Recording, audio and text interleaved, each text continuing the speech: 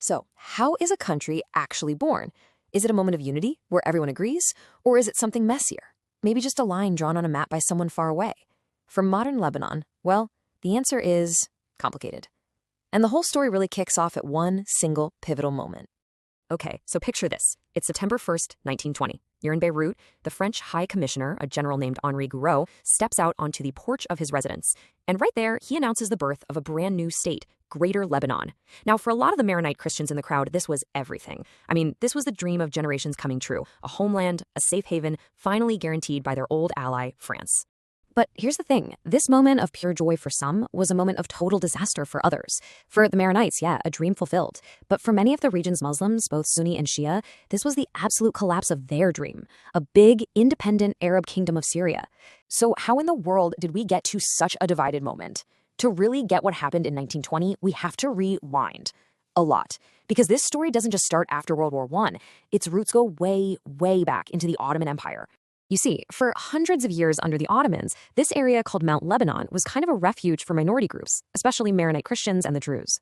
But by the middle of the 1800s, all these tensions, political, economic, they just exploded into a really brutal civil war. And all that violence, it got the attention of the major powers in Europe. And that right there, that's the key. It led to them stepping in. And what came out of that intervention was this thing called the Mutasarrifiyya of Mount Lebanon. It was set up in 1861. Now, it wasn't its own country, not yet, but it was something totally new for the region, a semi-independent province inside the Ottoman Empire that had a big Christian majority. So what exactly was this Mutasarrifiyya? Well, think of it like this. It was an Ottoman province, sure, but it was run by a Christian governor who wasn't even from Lebanon, and its special status was actually guaranteed by the European powers. For the very first time, there was a legal definition of a Lebanese identity. This thing lasted for about 50 years, and that period of peace allowed this unique little political entity to develop, completely separate from the rest of Syria. It was basically the seed from which the modern state of Lebanon would grow. And then World War I happened, and it changed everything.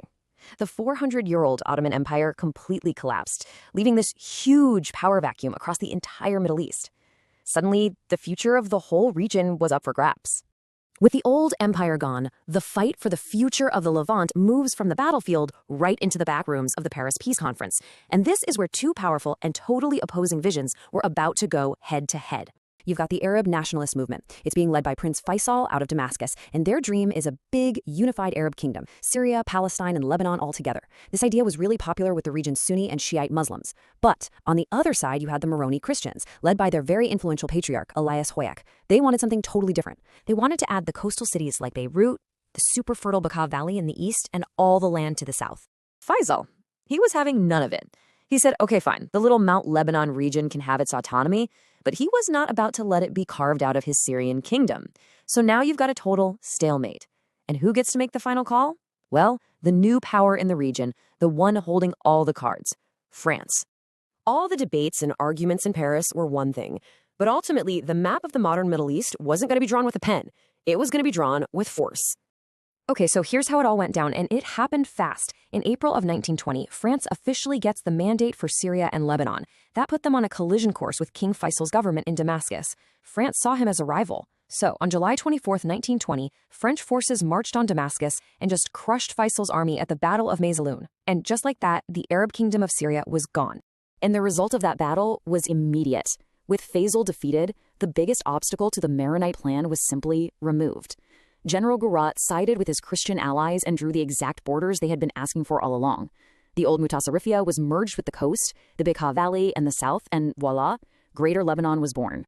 So this new state was a huge win for its supporters, right? They got the territory they wanted, but, and this is a huge but, these new borders came with a massive, immediate consequence that would shape Lebanon's destiny from that day forward. It all came down to the demographics. Just look at this.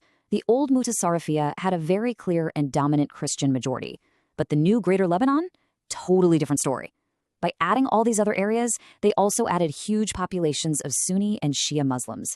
Suddenly, the Christian majority wasn't dominant anymore. It was razor thin. And this is the absolute key takeaway.